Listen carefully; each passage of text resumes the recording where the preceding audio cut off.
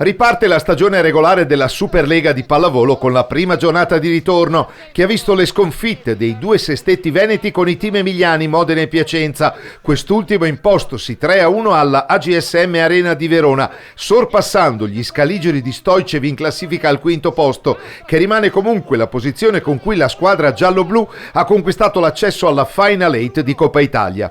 In 3 set si risolve la sfida del Palapanini, dove i ragazzi di Andrea Gianni si prendono la rivincita contro Pallavolo Padova, che li aveva sconfitti nel match di esordio del campionato.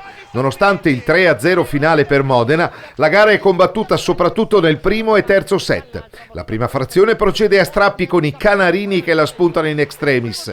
La seconda ricalca il copione del precedente, ma se la aggiudicano ancora i locali, lasciando i ragazzi di Jacopo Cuttini a quota 20. Nel set conclusivo la musica non cambia e si procede con un testa a testa serrato fino allo sprint decisivo degli emiliani, che si impongono come nel primo 25-23. Si torna sui parquet il lunedì di Santo Stefano, cioè il prossimo, con Padova che ospita la Civitanova degli ex Bottolo e Gottardo, mentre Itas Trentino, vittoriosa a Siena, affronta Widiu Verona alla BLM Group Arena per un atteso derby triveneto. L'importante è aver alzato un po' il livello, sicuramente, per avere delle chance e provare a portare a casa qualcosa, perché quello è il nostro obiettivo. Noi siamo venuti qua per cercare di portare a casa almeno il punto. Non ci siamo riusciti, ma eravamo molto vicini, hanno detto anche i ragazzi.